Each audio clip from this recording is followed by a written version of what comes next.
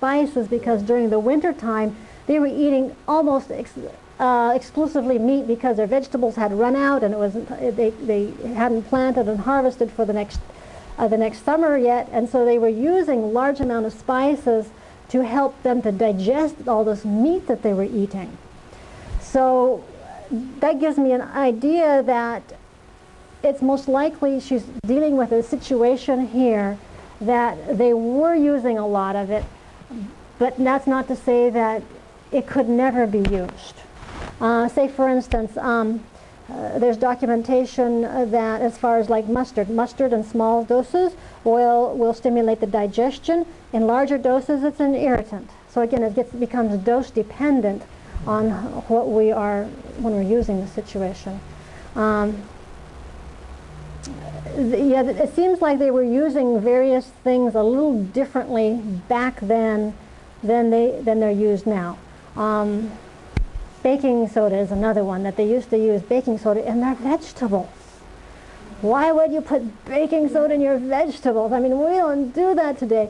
Today, if you use a little baking soda, it's a teaspoon in a big cake, and you do that once in a great while, as opposed to putting baking soda in your vegetables, in your bread.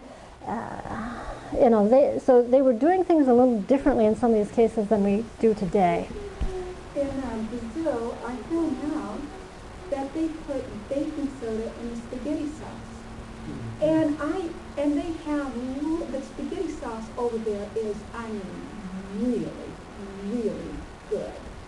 It is delicious, and I notice when I eat canned tomatoes that it's way too acid for me. I've got a very delicate stomach. I've got to be extremely careful because my stomach is very delicate. I have H. pylori, and I've never taken antibiotics for it. I would love to get rid of my H. pylori, love to, but I don't want to go the route of antibiotics. I know it works, but and I've suffered from this for over 10 years, and I have chronic anemia I deal with, and it makes me weak, and I have low exercise tolerance as a result of that. If you know how I can get rid of this H. pylori in a natural way, I would love to do it. Have you tried golden seal, colloidal silver? I'm not trying colloidal silver. But anyway, the reason they put the baking soda in the spaghetti sauce is to decrease the pH. Or to increase the pH, right. Increase the pH of it. And that makes it less acid. So it's a lot, easier to digest because it is so acid. The tomato sauce, I find, especially the commercial tomato sauce, it is so acid that I mean, it makes my stomach turn cartwheels. That's a very interesting application. It's interesting that sodium bicarbonate is one of our body's natural buffering systems anyhow. Yes, it is. Yes, it is. So, that's just an interesting point. Go ahead. For that to use aluminum, it makes no sense to use aluminum. In baking soda, you will not find aluminum. Typically, I have not to this point seen straight baking soda with aluminum. It's the baking powder that has aluminum. And yes, there are non-aluminum sources of baking powder. Is that the main thing she was talking about against, do you think, is the aluminum in it? Well, she didn't use that word. Is that probably the reason? That may have been one of the factors. Unfortunately, I haven't seen a lot of good, solid evidence as to why, as to the reason. There are people that will say, will attack baking powder because of its aluminum. Well, okay, you get non-aluminum kind. All right, then they'll attack to make it effective, they put in an acid and they'll attack that. All right?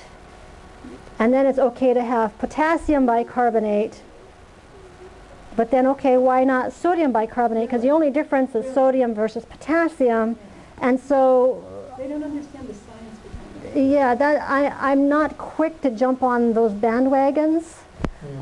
I will typically say moderation. Okay, if you're going to eat a cake every day that's made with baking soda, maybe you don't want to eat cake every day for other reasons, just from the sugar and all the other stuff. And two, with the spice issue and the baking soda issue, if we have gotten people from eating meat and all kinds of stuff onto a plant-based diet, we have made such a huge difference in their dietary that a little bit of spice, a little bit of baking powder or soda, to me is inconsequential to this huge change that they have made already. That, okay, let's not make it any more difficult for them than the huge change they've already done. I think that actually fits with what we were discussing a couple of minutes ago on the spices. That didn't click in my mind until you said the winter and how much meat they ate back then. Most of those quotes about spices are in the context of meat eating. Yeah. I would just like to say too that I think the Lord sometimes impresses people about making some kind of change in their lives that they don't need to really beat it over the head of somebody else. Reading the Spirit of Prophecy, she says to eat food plain as much as possible. She says, and she goes into a lot of spices, you know, she mentions cinnamon, she mentions mustard, I don't know about nutmeg, I believe so, but she mentions, I believe she mentions cloves, definitely peppers, and, you know, hot peppers, and there's some other one.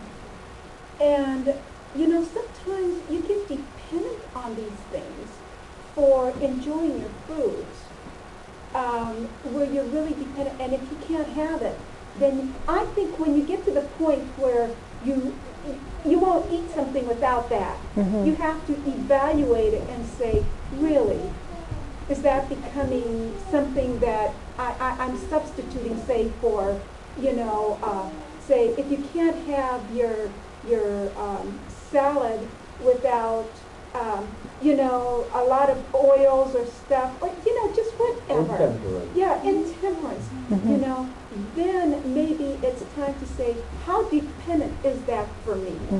You know, if you have control of it, I think that, you know, but I went out, I went out and I was looking for some rosemary to make some potatoes with rosemary in it. And I tell you, you know those little bottles of spices that have the light green plastic on them? Well, those little bottles, it costs, some of them cost between $300 to $800 a pound. That's how dependent our society is on spices, where they're willing to pay over the course of a lifetime. You're paying a lot of money for those spices, and I'm telling you, you know how dependent you are if you try and give it up. Once you try, I was really, really hooked on cinnamon. It was really hard for me to give up, so I just recently gave it up. Just recently. It was really hard for me to give it up, you know. And the things that I thought would be harder to give up, they were not as hard to give up. But that cinnamon it was hard for me to give it up. Everybody has to know their own situation, because it really is a balance. Spirit Prophecy also talks about how our meals need to be palatable. Yes. And so there's a balance there too. There are some people that will cook where they have virtually no seasoning and very little salt, and it becomes very flat. I don't think that's, I think that's going to the other end of the spectrum now. We need to have palatable, flavorful, salted food, because she also specifies that salt is important, and we shouldn't be trying to go on a salt-free diet. Your actually digestion will be worse if you know, when you try to eat it. It's bland. And some people, I have a presentation where I include the quote on salt that Ellen White makes, where she emphatically shows that God showed her that salt is not dangerous, it's important. And many people, that's a surprise for, because there's a current thinking of some people that we need to either lower their salt or go on a salt-free. Part of it, I think, is from the high blood pressure issue, where the doctors will say, oh, you're retaining salt, and so you need to restrict your salt. But when you look into the hydration of the body issue, the retaining of the salt is because the person is in a dehydrated situation, and when they drink sufficient water so that they're no longer dehydrated, they're no longer retaining the salt, because I'm sorry? Yes. For the exercising. Right, for the exercising. So that may be one of the origins of the salt, restricted salt. And then, of course, once you get into the meats and all the packaged stuff, then yes, we can have too much. But I just want to say that science has really come the 360 on salt. You know, it used to be that doctors restricted salt, restricted salt, restricted salt. And then they started finding out, well, no, the salt really doesn't cause the high blood pressure. You know, you have problems with this country that kidney disease is becoming rampant. And I believe that's and a lot of doctors, a lot of other health professionals see that too. I believe that's a result of too much protein in the diet. You know, because the protein is broken down to ammonia. And then the kidneys have to work real hard to try and excrete that ammonia in the form of uric acid. You know, that's what happens. And so they're beginning to see a lot of things is not related to salt that was causing the high blood pressure and all these things, you know. So now that they don't restrict the salt like they used to. Plus, another interesting thing is that when the person has low blood pressure, not unless they have high blood pressure. If they have high blood pressure, then they restrict the salt somewhat. But if you have normal blood pressure, they're not restricting salt at all in the hospitals anymore like they used to. And another thing is that they use a lot of sodium in the form of IV solutions to resuscitate patients. The number one Explain that. Yes, the number one drug that they use to resuscitate patients is pure salt water. isn't that fantastic? And you give massive amounts of it, just massive amounts. I mean, one bag after the other. You're just pumping it just as fast as it by. You know, your pumps can go. Sometimes people are squeezing it. Sometimes they have, different mechanisms of getting it in the system because that's the number one resuscitate because it is so low in side effects. Wow. The other medications that they give, they have other medications that they can raise your blood pressure with, but it's drugs, and they see that drugs cause problems. So they use that as the number one resuscitator. But they're not telling the public that. Yeah. And are they There's a lot of inside information that the public is not privy to. Are they using the salt to also help raise blood sugar, blood pressure? Sorry. That's the reason they are. Yeah, they are using to raise it. Yeah. Yes, because it'll raise the blood pressure not only in the volume. I don't know if you're familiar with Starling's law. Starling's law is you're going to dump a lot of fluid so that it will take up that space. Yes. And then the salt will help to raise the blood pressure because of the osmotic pressure. Right. Helps to keep the water inside there. Right. Yeah. And have you ever considered why, if God or Jesus, I should say, said to his people that his people are like the salt of the earth, if salt was so terrible, why would he say his people are like the salt? Something good. Yeah. And salt was used in the ceremonies too. He said, to all of your offerings, add a little bit of salt. And Why? Why so would he do that? I mean, if it is a bad thing, these are the people that are supposed to be representing God on the earth, and he's calling them the salt of the earth. Exactly.